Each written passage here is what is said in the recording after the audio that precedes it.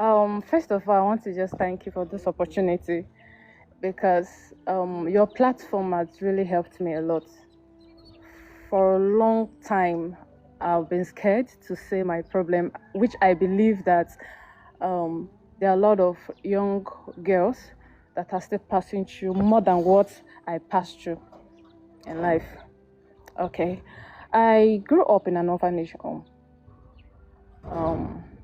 in Delta State, not knowing my parents, not knowing where I come from, my religion, my tribe. At the age of 5, I I met myself there. How I came to that place, I don't know. So at that age, I was adopted by a woman, an elderly woman. At that age, she was 50 something years. Yeah. So from that orphanage home, at first, when she came to adopt me, they have to brainwash me, telling me that she's my mother, my biological mother, that she traveled out, and that was the reason she brought me to the orphanage home. So as a child, I was happy having a new family. So we moved from the orphanage home to her place. I don't need to call the place in Delta State. She's a well-to-do woman. She has money. But the bond with this woman wasn't there because one, she was street. She at that time she was a administrative officer in Delta State University, Apraka. She has this man friend that lives at Agbo. So we normally go there for holidays, like meet and break. So there was one certain time I went to his house for holiday. And suddenly this man started calling me to his room. At first, he started with putting me on his lap. And he will unzip his trousers, bring out his dick out, but I'm putting on my clothes. Then I will have to sit on his lap. And when I ask, sir, I don't like this thing.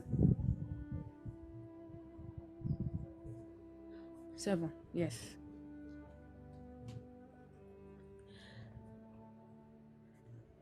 So when I asked, I don't like what was happening to me, he will tell me that he's just trying to remove the stubbornness from me. So I complained to my foster mom and I told her that this is what is happening. We used to call him Doc because he's a doctor. So we used to call him Doc. I complained to my foster mom and I told her that this is what Doc was doing to me. And she quotes, she said, make I shut up, that is the way they remove stubbornness from a child. So since adults when I they live with can tell me that that's how they remove stubbornness from a child, I just felt it was normal. That thing continues. So sometimes if holiday comes like this, I don't like going for holiday. So it continues like that. When I got to, I think my primary 6, after writing my exams, because from primary 5, I wrote my primary 6 exam. So after writing my primary 6 exam, that long holiday, she told me I will have to go to Habo and stay with Doc. I was upset, I was angry because I know what was happening. And that art, I don't like it. But because the adults around me, I don't have say, I went to the holiday in his house. And that was where he upgraded from me sitting on his lap to removing my clothes totally and penetrating. That incident got me mad. As a child, my primary 6, I was mad. My stubbornness increased. I became a child that was just naturally sad. No matter any good thing wey you give me, no matter how you try to make me happy, I was always sad because my environment makes me sad. So when that incident happened, after the holiday, I went back home and I comforted my foster mom again, and I told her, doc, it's no more that is telling me to sit on his lap, that this was what happened, that he penetrated his dick inside me. And she just drew me close. She said, make sure nobody, no ear hears it. At 7 years. No, I was 12, 11 and 12 at that time, because I was in primary. I was on holiday for my primary 6. Okay, continue. So after that incident, I comforted her and I was like, she told me that no ears should hear it, that the matter should just end within 3 of us. After that incident, my GSS 1, something happened. I was looking for all means. There was even a time I ran out of the house, went inside the campus, because then we were living close to campus 2. I went inside the campus. During the night, I'll have to come back home because I'm asthmatic right from child. Any small cold, I begin to have the I don't know how to explain it. I begin to have asthma. So I went back home. So she noticed that this stage when I don't enter, she can't shut my mouth anymore. So she allowed me that period. I stopped going to Doc's house during holiday from my GSS 1. During holiday, she will allow me to stay with her at home while she go to work, like that. I stayed like that till my GSS 2. I told her that I don't want to stay with you anymore. You have to return me back to the orphanage home. And she said, why will I return you back to the orphanage home? I said, that is the best, because I'm not happy staying with you. And she refused. That was 2/11. One certain day, she told me not to go to school, that her cousin brother was coming, so that we'll go to bush market, because that was how we used to do it. We normally go to bush market. So her cousin brother came to the house. They told me to enter the car. I entered the car, unknowing to me that they just picked few things of my clothes and put inside the boot. That was how we left that particular place we were living and traveled. I was thinking that we were going to Abavu market to get things like the way we used to. We passed Abavu. I didn't know the road anymore. But because I can read, when we got to Ogwashuku, I saw Ogwash on the signboard. So that was when I knew that we have already entered Ogwashuku. So when we entered Ogwashuku, we entered a big compound, and a man came to welcome us, a very huge man. He's a well-known person in Ogwash. And he welcomed us. We entered this office. They told me to sit at the reception while my foster mom and him was sitting at the office. All I just saw was she gave the man some amount of money, and they came out. And she told me, you always told me you want to go back to the orphanage home. And I said yes. He said, okay, this is the solution.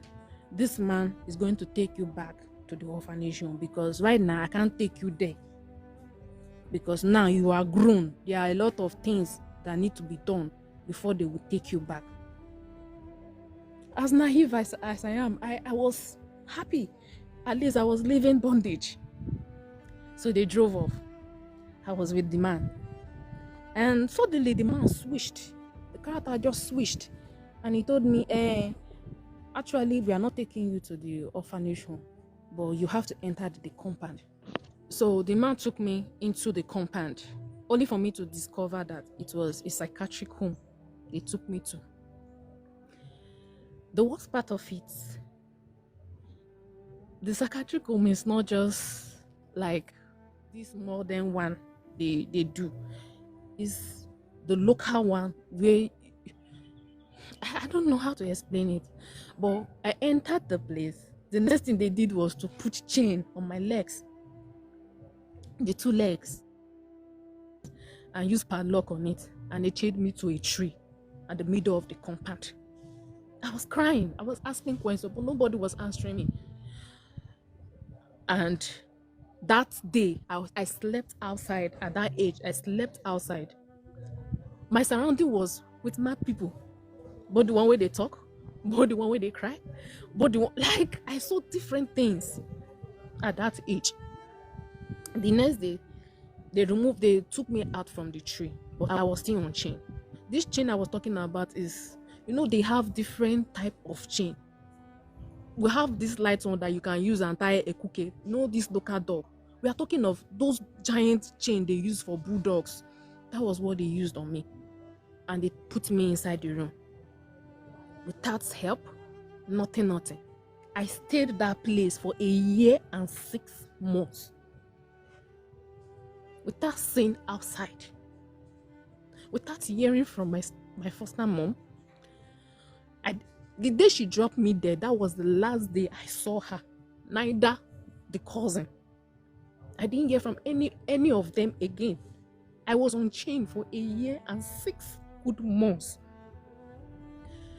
To cut the story short, because if I begin talk, wait till I see for how many people die for my presence. You wake up in the morning, you see person, the next day they die. Your present they put down for ground, not proper burial. You they see and they dig hole, they put the person for ground. To cut the story short, there was a lady they brought to that place. I don't know how she got phone, and she called police. Police entered the place. That was 2:13. Police entered the place for that woman's case, and they asked the man, "What kind of work are you doing?" He says he's a psychiatric doctor, that he treats mad people. And they said, "Okay, bring out your patients out." That was how they brought me out. And one of the police officers started interviewing everybody. When it got to my turn, he asked me my name. I was able to tell him my age, everything. And he was like, "Who brought you here?" I said, "It was my mom that brought me here." And he said, "Why?" I said, "Because I want them to return me back." And I begged this man. I told him, "Please, I know you came here for another case, but if you can do me a favor, just remove this chain. Take me outside this compound. Even though it's on the main road, you're going to drop me. Just drop me there. Let me find my way." Because I was tired. And he said, "Okay, he will do that for me." That was how they requested for the key to unlock the padlock. There was no key. No key to open the padlock. They have to use saw to saw the chain out. The place the chain stayed, I was fair. I'm dark naturally, right from birth. I was very, very dark. That particular place they put chain, I was very, very fair there. So they took me to headquarters and they invited her. I don't know how the matter went out. I don't even know how the only thing is they came to meet me. The officer came to meet me and told me, "Your foster mom said she cannot stay with you, that you are stubborn, you are this, you are that, and you said you want to go back to the orphanage home." I said, "Yes, these are my reasons." Then the officer told me, "There's nothing they can do for me, but the only thing they have helped me to do is to bring me out of the psychiatric home." I was so happy for that. I said, "That will not be a problem. I can find my way at that age. I can find my way. Anyhow I won't work out, I will walk around." That was how I left the station. I started staying on the streets of where they brought me to. From one completed to uncompleted, like that. What I was doing then was to work with people that sells food, like Mama Put, because of the food aspect. After working, I'll go back to a completed building and sleep. So during the process of me working with my madam, I met a man. And among all the people, because I lose trust for human being. Human being were like the beast on earth to me. They were the second devil that I know on earth. I lose trust for human being. So I met that man there where I was working, and he was polite. He was the only person, if you come to eat there, he will have you eating, he will buy me food, he will give me money. So that's care. I was happy that at least somebody still see me like human being, even though I don't have anybody.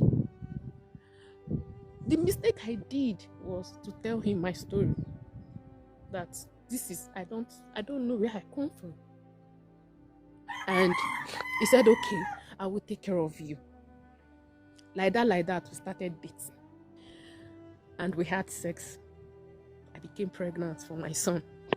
I comforted him and I told him that I'm pregnant. He said, no, you can't keep the child though. Because who won't marry, who won't put person, we no get person. I said, but we started good. He said, no, you don't get picking now. You don't get picking. I said, okay, no problem. He said, okay, he's going to get drugs for me to terminate the pregnancy. I won't lie. I took the drugs he gave me. But because my son said he's going to stay, the pregnancy refused to go out. So when he noticed that the pregnancy refused to go out, he stopped calling me like nothing. If I come to work, he will, and I'm trying to like, where is he? I'm not more seeing him. So I have to tell my second, there was where we work, I have to tell my second, because then I was very, very smallish. And even when I was pregnant, even my madam I was working with never knew I was pregnant. I normally wear big polo. The only thing you will know is that black mark that used to be on inside, that is for pregnant woman. The mark was there, but I hardly raised my clothes. It was only one of my colleagues I told. And she said, okay, when we close, we are going to trace him. I traced this man rich house. That is his working place, his eating laundry. And I think the brother, but that was my first time seeing the brother. The brother told me, in the church. I said, okay. Do you know when I got to the church, I discovered that he's a pastor, an assistant pastor. The worst part of it, he's married. And I said, okay, I want to see the senior pastor. I met with the senior pastor and I told the senior pastor, this is what is happening. And he said, you don't know, say, I'm a married man. I said, I never knew he was a married man. He said, as it don't happen like this now, you can't destroy his home. I said, okay, I can't destroy his home. I don't even dream of destroying anybody's home. But right now, I need help. I need support. I can't raise this child alone. I don't have anybody. I don't have anybody on this surface earth to call for help. And that was how they discharged me. The pastor said, I beg, go. There's nothing they can do for you. I left. So me and my girlfriend started living. I started nurturing my baby. I registered at one local health center. I registered there. After, when 9 months, because that was my first time being pregnant, I don't know how the pregnancy aspect works, when water burst, when water no burst. Water burst, I never knew water burst. I was still carrying a child. So what made me went back to the health center was when I entered 10th month. And I knew that it's supposed to be 9 months, the child's supposed to come out. I went to the health center and I told them that people gave me dates that I'm supposed to deliver, but I noticed that it's the 10th month I've entered. And they told me, the matron told me I should lie down. After checking me, she said no, she can't help me. That what I should do is I should go to FMC. I thought of it. I said, I don't have money going to FMC because I know FMC is cost and they will not attend to you when you don't have anybody. She said, okay, what you will do is when you get there, don't tell them your problem. I should only tell them that I want to see a doctor, that my pregnancy have entered 10th month and I need help. So when I got there, I took small money they used to pay me at my place of work. I bought card at FMC. And luckily for me, I met a very good doctor, Dr. Obi. I met him.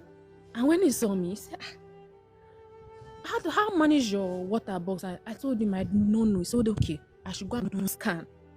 I said, sir, I don't have money. He said, just go and do it and come back. I went and do scan. I gave it to him. And he told me that they have to induce me. That there's no way. The child now, there's no water protecting the child. That was how I entered the labor room. After using all this their machine to check on me, they told me that inducement will not work, that it is operation, that the child is not breathing well. Just to save the mother and child, that they will have to do me operation. And he asked me, is there anybody to sign? I said, nobody to sign. I came alone. I said, but to protect my child and that of my life, I signed myself. And that was how we entered theater. When we were entering the theater, the nurses there were complaining, no blood, nobody to donate blood. The doctor just said, Dr. Obi is a very advanced man. He said, don't worry, let us just go and remove the child first. That was how we entered the theater. And God was, I don't know how to say it. God knows it. I have nobody. I did not lose blood. The child came out healthy. The child was even weighing 4.5. That's when they eat well. Because I was not eating well, I was not sleeping well, I was not taking good medication. And the child came out. They rode me to the ward. But after four days, I was discharged. And I was attending a Catholic church then. I said, okay, the only place I can take my son and we'll have shelter is the Catholic church. That was how we went to the Catholic church and was sleeping there. I met the parish priest and At what is it? This was 16 years? Then I was 17, Right. 18. So I started staying in the Catholic church with my son.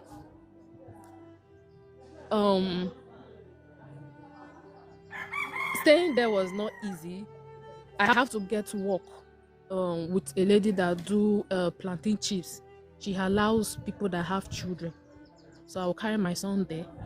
I will fry plantain chips. She gives us food.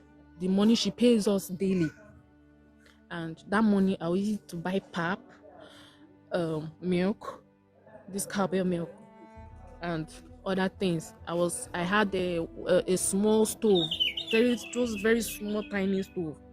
What I used to do then, if I wake up from the Catholic church, I will have to go to the toilet and bath my son and make his food there so that people don't see us. So that was how I was just managing my life.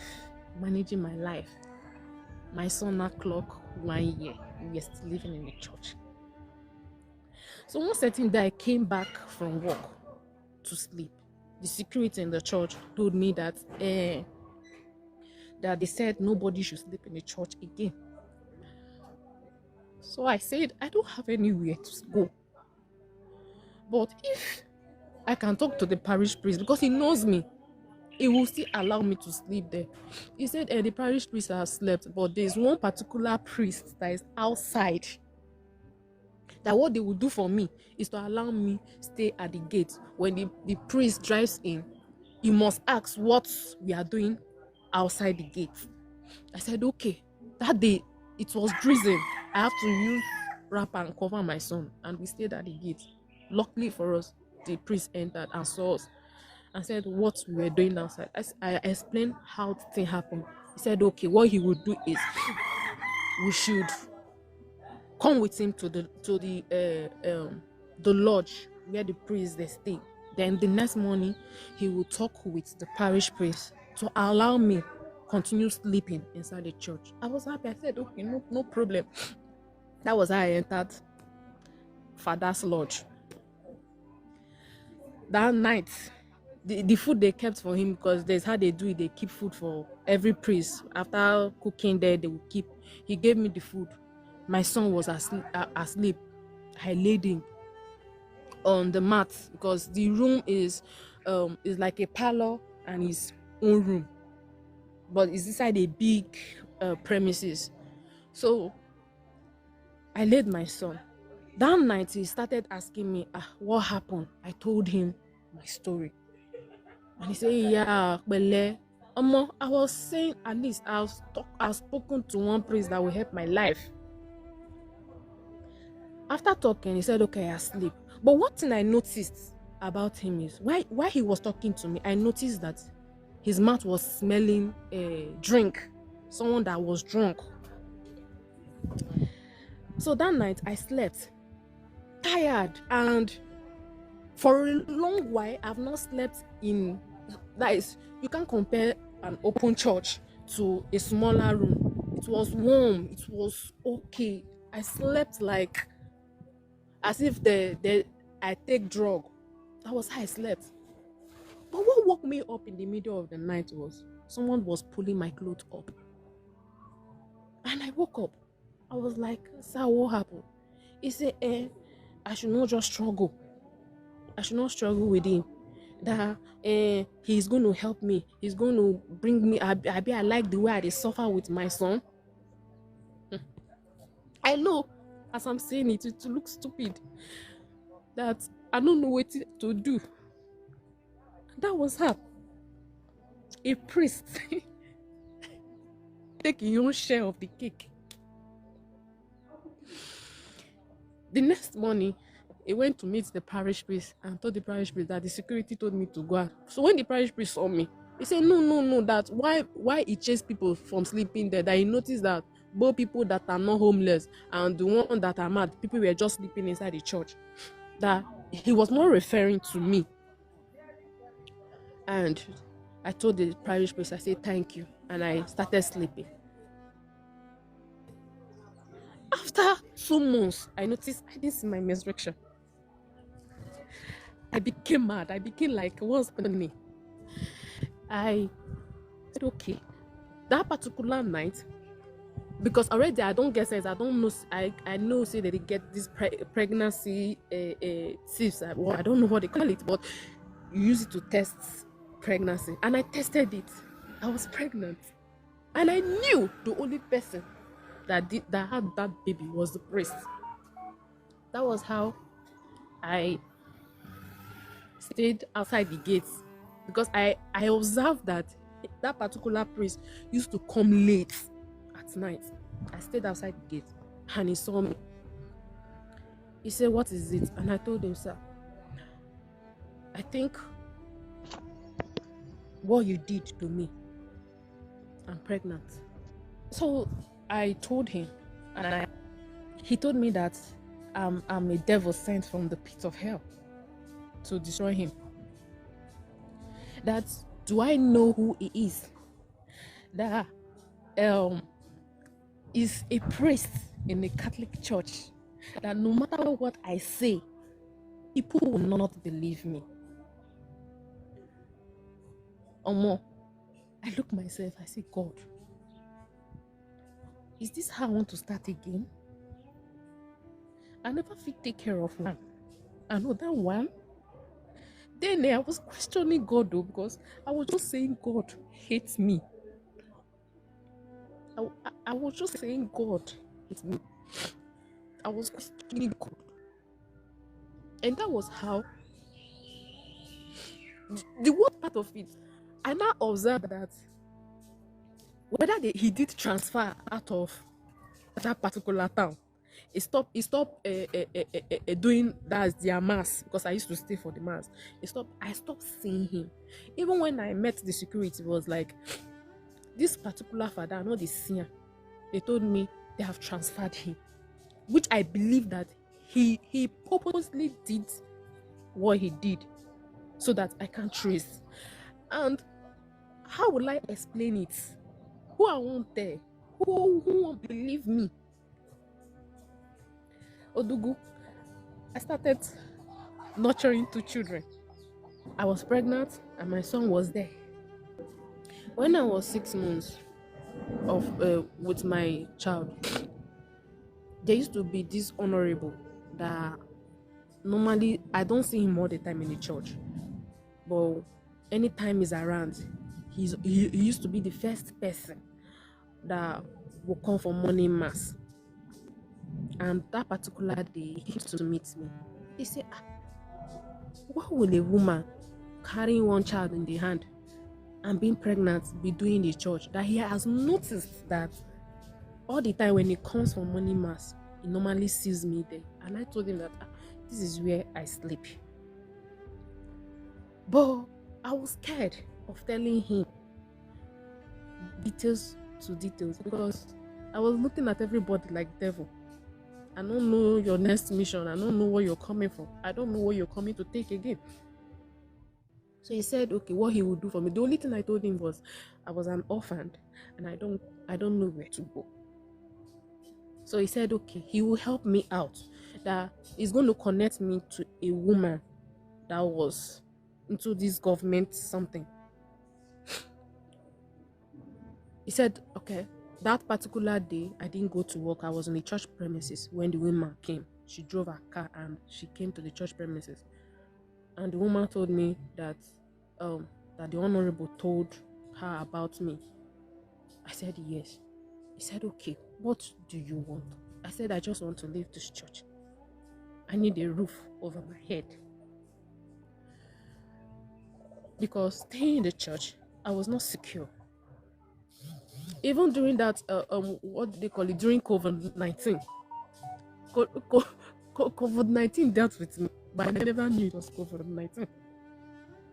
What I did was, what did they call it? Dogoyaro that used to be in the church premises. It was what I was chewing, because I was down, but I have to be strong for my son. So that was how this woman said, okay, she's going to rent a house for me. I thought it was a joke at first, because I've met a lot of people that they'll just do you promise and fail. And like play, she came to the church that fateful day. She told me, okay, bring your things. We have got a house for you. I took my son with my pregnancy there and we moved. In that same community too, she took me to a compound. She rented a self-com. There's a room and parlor and kitchen. I was still 18 because I was still pregnant with my child. I was still carrying my son. And she gave me the house. She bought me this student phone. So she said, okay, just be using this place to manage. And she gave me money to register at St. Joseph. So I started going for antenatal at St. Joseph. And she helped me with provisions. And she said I should go and learn skills. That she will be paying me 10,000 naira every month. The place she took me to learn skills, the place, you know, they boom, you know, they move. That is, you know, they boom. And I told her that it's going to be difficult for me. Nanny work, because nanny work was not the thing I needed. I needed to give my son a better future and at least work to feed him because the 10,000 naira wasn't helping. And she said, okay, anything you want to do, be doing it. So I went back to work again and was going to my antenatal. 9 months, I gave birth to a girl at St. Joseph through operation.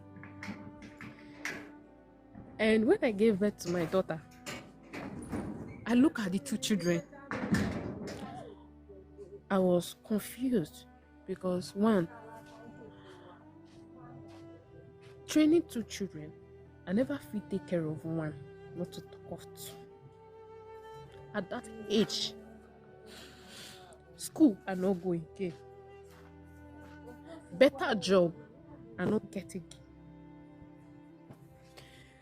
And I told the woman that I can't train this girl. And I don't want her to suffer anymore. And she said, okay, what you will do is we will agree taking the child from you. I don't know if the decision I make was wrong, but because I was looking for a better future for my daughter. Already, I don't get bond with my son. I can't release my son to anyone. I gave my daughter out.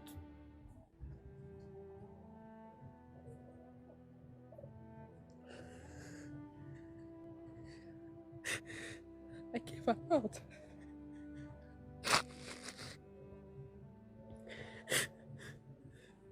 The day I left the hospital, that was the last day I saw her.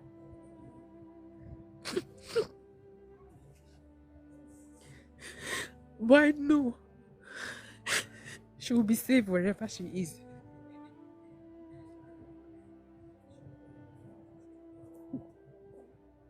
I know she will be safe wherever she is. Because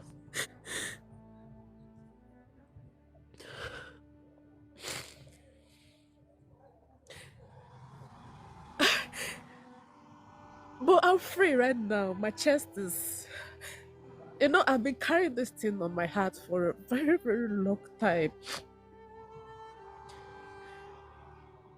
And I just thank God for giving me this courage to come out today. I tell my story. I just want to tell every woman, every girl child out there to be strong. If they cannot end you, they cannot end you. Only God choose. The God that have kept me so far, no man can end it. But here's one thing I want to quickly say. We really need to be kind to people.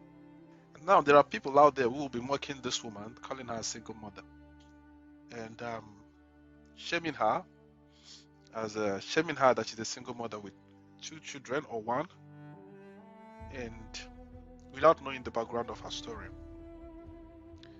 And they'll be doing it boldly. It's so crazy that we live in a world where people don't care how you got there. They don't care.